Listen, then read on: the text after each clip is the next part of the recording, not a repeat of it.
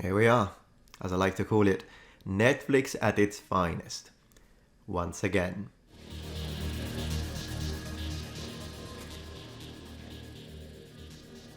Hello everyone, welcome back to my channel. This is the Metatron speaking, and today we've got this new trailer that has been just recently released when it comes to the new Netflix documentary series based on Cleopatra that will be released on the 10th of May on the platform. I'll cut to the chase right off the bat. There are quite a few things within this trailer that already worry me, to say the least. With obviously the most self-evident thing that I'd like to point out, the fact that they chose to represent Cleopatra, who was clearly a queen of Macedonian descent, aka a Greek, a Mediterranean. They decided to represent her as a black woman. But this is not the only problem I have with this trailer. In fact, there is something that this woman says that I think is not only absurd, but in fact, dangerous. As I said on my video dedicated to ancient Egypt, where I dared to propose the idea that Egypt was probably multicultural and multi-ethnic, for which I was called a racist several times.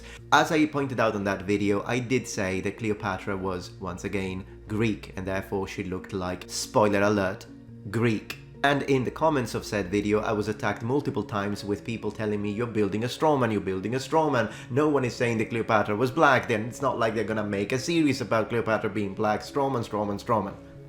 Here we are. Not to sound arrogant about my statement, was freaking prophetic. I knew it, that this was going to happen. I knew they were going to do this. Now, on this video, I am going to address what it means when we say that Cleopatra was of Greek descent, when we say she was a Macedonian, when we talk about the Ptolemaic Kingdom, which ruled Egypt for 300 years. But this is not the only thing I'd like to address on this video, as there are more subtle things that you may gloss over this trailer, which are factually incorrect, and as I say, dangerous, that I think need to be presented as well. For instance, I personally take an enormous issue with this idea. I remember my grandmother saying to me, I don't care what they tell you in school, Cleopatra was black. Madam, with all due respect to your grandma, the approach that she has taught you is despicable. And that's not because, I don't know, I think that this person isn't entitled to her own opinion. Everyone is entitled to an opinion, and I believe in freedom of speech, so people need to be able to express their opinions. With that being said, there is opinion and opinion, in the sense that if your opinion is that 2 + 2 = 5, I respect your freedom to say it, but I do not respect the opinion itself, unless you present compelling evidence that what you're stating is in fact the new truth. The reason why I find this statement and this mental position as to be extremely dangerous is because what it's basically saying is, I don't care about school, books, teachers, professors, professionals, academics, archaeology, evidence, material good, literary evidence, statuary, translators, scrutiny of ancient texts, evidence gathered from surrounding cultures. None of that matters.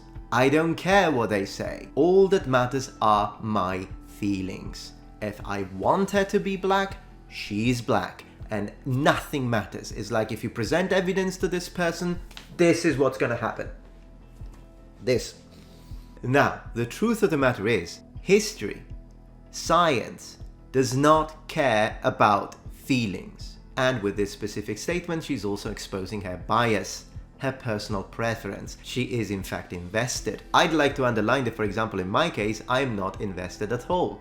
I don't care if Cleopatra was black, I don't care if she was white, I don't care if she was frigging Asian. I'm only interested out of personal curiosity and a strong fascination I have towards the classical period, mind you. I'm only interested in learning stuff for the sake of learning. So, if evidence starts to suggest that yes, in fact, Cleopatra was black and she was 100% Egyptian, then great. I'm gonna be interested in that fact because it is a fact, once you prove it with evidence. But considering the fact that, as I will show you on this video, evidence points towards the opposite direction, that's what I would like to see represented in something that calls itself a documentary. Not a work of fiction, not a reinterpretation, a historical documentary. The fact that a production decides to put these words into their banners and posters means that they now must have a price that needs to be paid in the sort of expectations for historical accuracy that the public should have. You want to have complete freedom?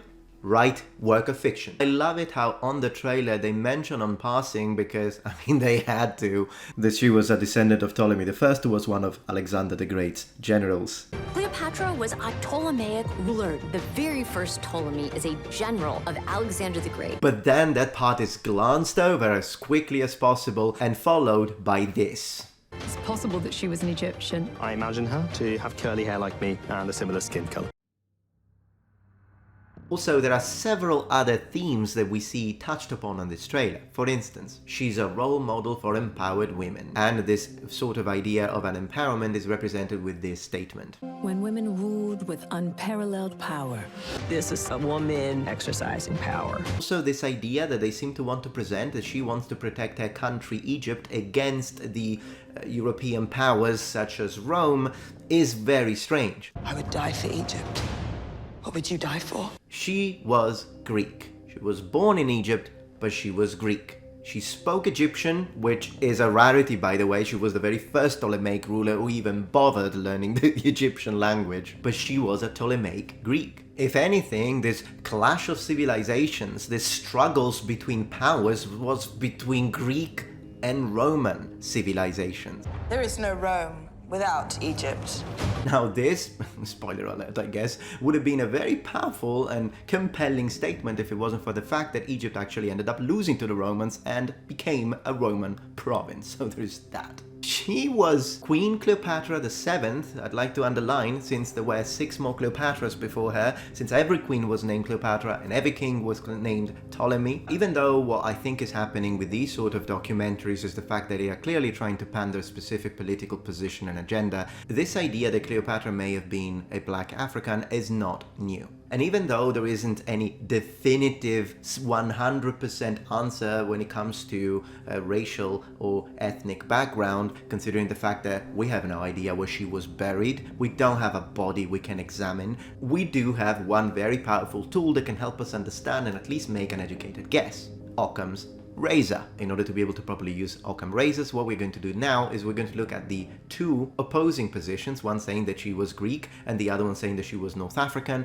and try to see what evidence points towards what, and then choose the one that is more likely. That is the most academic thing to do, not this and saying, I don't care, my grandma told me she was black, so that's the truth. Don't care, no, don't want to see it.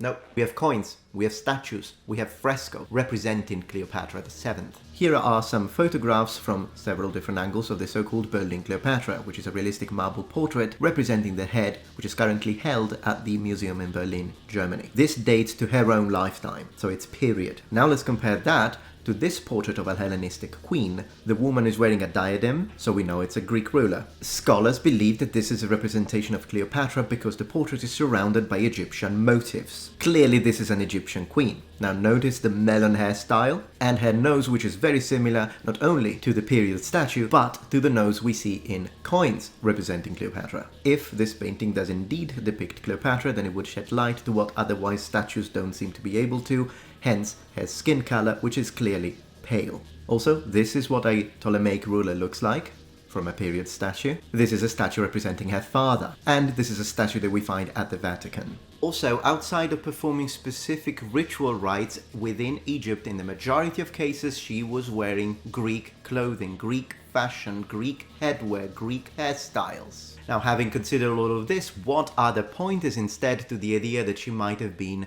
North African in descent? In 2009, a BBC documentary did speculate that Cleopatra might have had North African descent, and this was based largely on the examination and finding of a headless skeleton of a female child in a tomb in Ephesus, modern Turkey. Some speculating that this child might have been that of Arsinoe, the fourth half-sister to Cleopatra. The idea being that if her sister was North African, then it might have been possible that the father of Cleopatra actually married a North African Egyptian woman, therefore making Cleopatra effectively half. The problem of this statement, as interesting as it may sound, is the fact that it's just a pure speculation. There is no evidence to back this up, not to mention that the age of this kid wasn't even matching that of Cleopatra's supposed sister. But of course, because of the fact that we don't have actual bodies that we can examine, what we can try to use to try and even consider the possibility that Cleopatra VII's father, King Ptolemy XII, actually had her with a native Egyptian is having a look at their customs. And one of the problems with this idea that Cleopatra VII's father, namely Ptolemy XII, actually married an Egyptian native with whom he had Cleopatra is the fact that as we examine the customs and traditions of the Ptolemaic Kingdom and dynasty, we find that inbreeding and intermarrying within the same family was a practice. Incest was done by royals. And mind you, even Cleopatra VII herself, her first consort was her brother. She was married to her brother. So if we are to use Occam razor, it makes a lot more sense that she was just 100% of Greek descent, perhaps with a little bit of Iranian in there because of some intermarrying that happened during the lineage of the dynasty with the Seleucid Empire. That one makes more sense and is a more plausible explanation to that of, oh well, maybe he married a native Egyptian just because I like the idea. I think the one thing that drives me nuts the most is the fact that they had once again to show disrespect to both the African nation, the African people, and African history by choosing to take a character which, with 90% certainty, we know that looked Mediterranean. By the way, I'm from the Mediterranean, so she probably would have looked more similar to me. They chose to take this character and still turn it black instead of taking one of hundreds of much more interesting and much more fitting rulers of Africa that they could have made a series about, but they didn't because they don't care and it's all a facade. Although then again, why would we expect any form of moral integrity from Netflix, which is the same platform that has published something in the likes of Cuties? Literally, there are so many fascinating rulers and civilizations that they could have chosen if they really wanted to bring up a new, fresh load of representation to the screen, also at the same time telling us the real history, therefore justifying the intrusion of the word documentary. But the sad reality of this corporate pandering towards loud minorities, perfectly embodied and represented by Netflix and the likes, is that all of this empowering women and representation and inclusivity and this and that is all a facade to masquerade their actual true intentions. That the only thing they actually want